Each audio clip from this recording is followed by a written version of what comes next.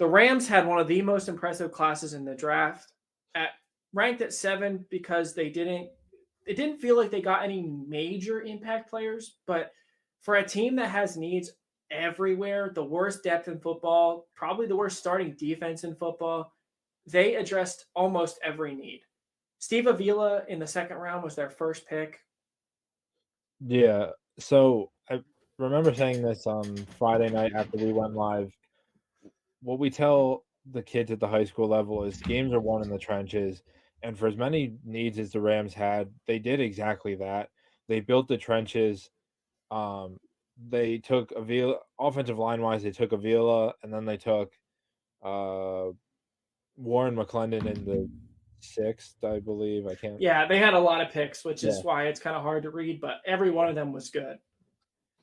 Two guys. I mean, McClendon needs some time to develop. Avila should start right away. Needs, to work on his ability to see staunch blitzes, all that type of stuff. But I mean, these are two guys that in 2 years from now should be anchoring that line. Byron Young in the third, someone who, if he was younger, he probably would have been a late first, early second round pick. He is older, but guess what? He's going to start right away. He's not, I wouldn't call him a super developmental prospect. He's a decent athlete with good pass rushing moves. Actually, he's a high level athlete with good pass rushing moves. He might need a little bit of development, but guess what? He's getting thrown to the Wolves and he's older. So if you believe that, the older prospects mean more mature. That's good. In the third round, they also took Kobe Turner. Perfect guy to pair next to and learn from Aaron Donald. He's a small school guy, so he's probably got a little bit of a learning curve, but we had them taking Kancey at one point, I believe. So this is total sense. This makes a ton of sense. In the fourth, they got Stetson Bennett. Some people seem to think that was a little bit of a reach. We were higher on him than others. Look, is he a little undersized? Yeah, but so is Bryce Young. He's got a good enough arm. He's an underrated athlete. He's got a winning pedigree. Reports were that he turned people off in his interviews. It's believable. He's not that kind of guy. He's not great in interviews, even in the championship, the national championship post-game interviews were not great. So we're not surprised by that. But what he is someone that can start if you need him to right now. And Stafford's not getting any younger. He's not suddenly having fixed discs in his back and neck. So Bennett is a high-level backup right away. He's the only other quarterback on the roster. And we could see him taking over this team next year, realistically speaking.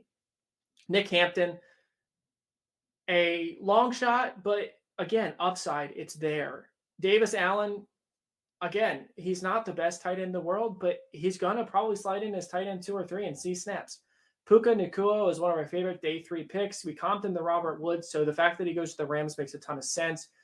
There is a realistic chance that he ends up as a wide receiver 2 by the end of the year. Is it super likely? Maybe not, but Van Jefferson and Tutu Atwell have not developed. So Puka Nacua is the only one they address the receiver room. He's pretty elusive. He takes jet sweeps, all that kind of stuff. Great pick. They also got Tre'Vius Hodges-Tomlinson in the 6th, an undersized corner, but with a ton of talent. Yeah, Rams went heavy on the young secondary last year with Darion Kendrick and Jacoby Durant. They lost a lot this year. David Long, Troy Hill. Obviously, they traded Jalen Ramsey for chips. Taylor Rapp and Nick Scott, both starting safeties left. They end up with 2 really, really strong value picks in the 6th and the 7th, and Hodges-Tomlinson and Jason Taylor. The Rams should not be expecting to win. Like, these are guys that can develop on the fly. Don't be surprised if they roll out a super young, inexperienced secondary. They're going to be fine in a couple of years.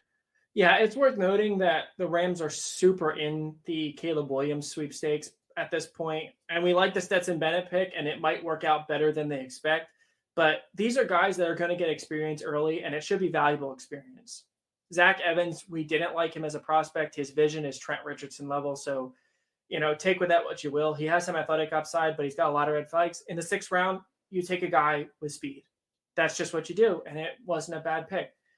Rams made a lot of noise with their picks and a lot of contributors rounds 2 through 7. So we commend them. They're leaving this draft a lot better than they were.